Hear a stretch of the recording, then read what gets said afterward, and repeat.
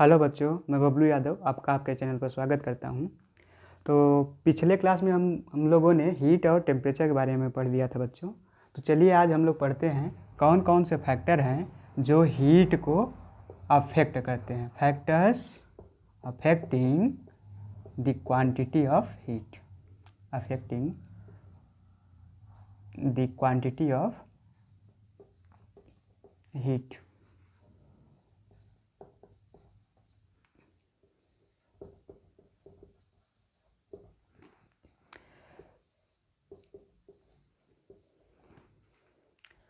तो चलिए बताइए बच्चों, कौन कौन से फैक्टर हैं जो क्वांटिटी ऑफ हीट को अफेक्ट करते हैं। पहला क्वांटिटी हम लोग यहाँ पे देखेंगे मास, ठीक है। तो क्वांटिटी ऑफ मास पे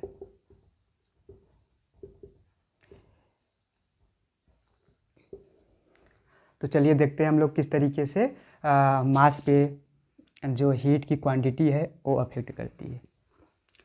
तो अगर हम किसी चीज़ का मतलब किसी भी बॉडी का कितना मास लेते हैं और उसका हमको क्या करना है, हीट दे के उसका टेम्परेचर राइज कराना है, तो कौन कौन से फैक्टर हैं।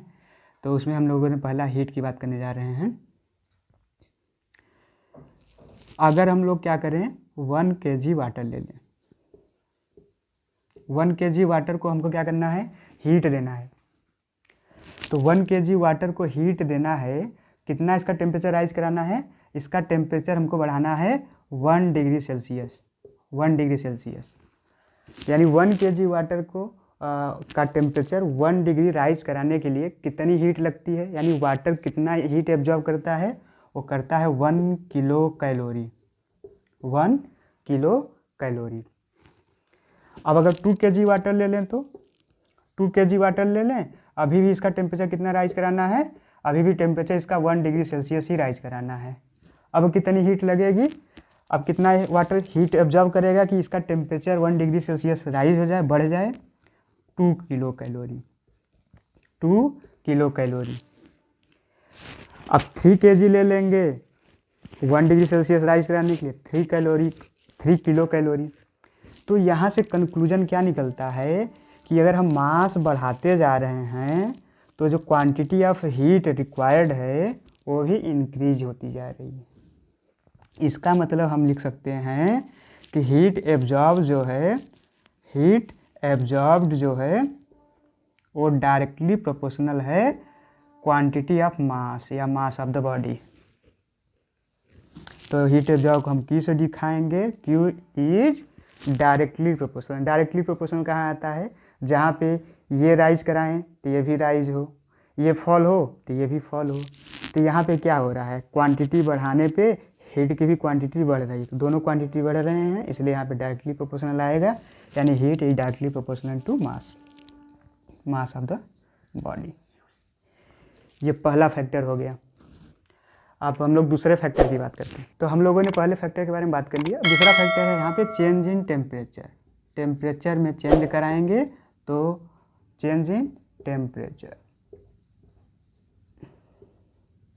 यानी टेम्परेचर में चेंज कराने पे हम लोग देखेंगे कि हीट पे क्या इफेक्ट पड़ता है। तो पिछला एग्जांपल ही हम लोग लेते हैं। हम लोगों ने देखा 1 kg अगर वाटर लिया तो 1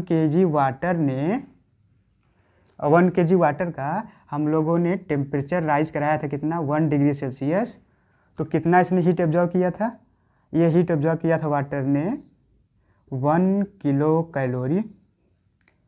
कितना टेम्परेचर राइज कराने के लिए, 1 डिग्री सेल्सियस। अब अगर इसी 1 kg वाटर को अब इसका 2 डिग्री अगर सेल्सियस अगर टेम्परेचर राइज कराएं तो अभी भी 1 kg वाटर लिए हैं, इसका टेम्परेचर अब कितना राइज कराना है, 2 डिग्री सेल्सियस राइज। 1 राइज कराने में 1 किलो कैलोरी आई, तो 1 डिग्री सेल्सियस और राइज कराएंगे तो वाटर उतना ही है, यानी 1 किलो कैलोरी और लेगा, यानी पूरा कितना ले लेगा, 2 किलो कैलोरी। 2 kilo calorie. इसका मतलब है कि अगर 1 kg वाटर है, उसका टेम्परेचर 1 डिग्री सेल्सियस राइज कराएंगे तो 1 किलो कैलोरी हीट एब्जॉर्ब कर रहा है वाटर। अगर उसी 1 kg वाटर का अगर 2 डिग्री सेल्सियस अगर टेम्परेचर राइज कराना होगा तो कितना हीट एब्जॉर्ब कर रहा है water, 2 kilo calorie.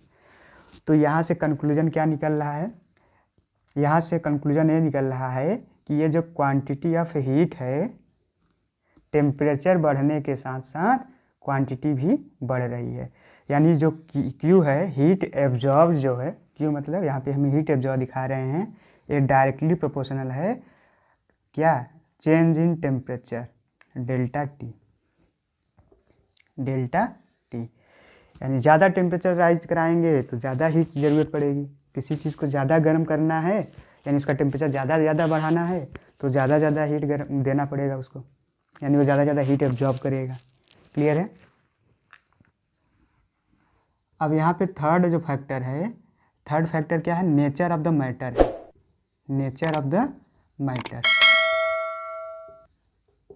Nature of the matter में क्या है, जैसे अगर हम लोग क्या करें, यानी कि अब मैटर यानी कि कौन कौन सा हम मटेरियल ले रहे हैं, ठीक है। जैसे अगर मान लीजिए यहाँ पे मैंने वाटर ले लिया, क्या ले लिया, वाटर ले लिया, और यहाँ पे मैं अगर कॉपर ले लूँ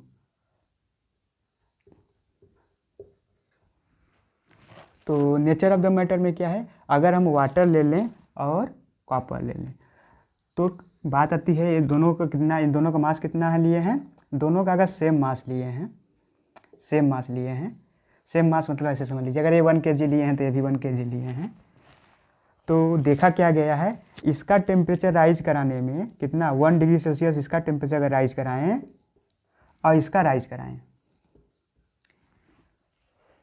दोनों का सेम मास लिए हैं, दोनों का सेम डिग्री मतलब सेम टेम्परेचर में राइज करा रहे हैं, 1 डिग्री सेल्सियस यहाँ भी, 1 डिग्री सेल्सियस यहाँ भी, तो दोनों ने हीट कितना एब्जॉर्ब किया, ये देखा गया कि वाटर जो हीट एब्जॉर्ब कर रहा है और जो कॉपर हीट एब्जॉर्ब कर रहा है, वाटर ने जो हीट एब्जॉर्ब किया है कॉपर से 10 टाइम्स ज़्यादा हीट एब्जॉर्ब किया है।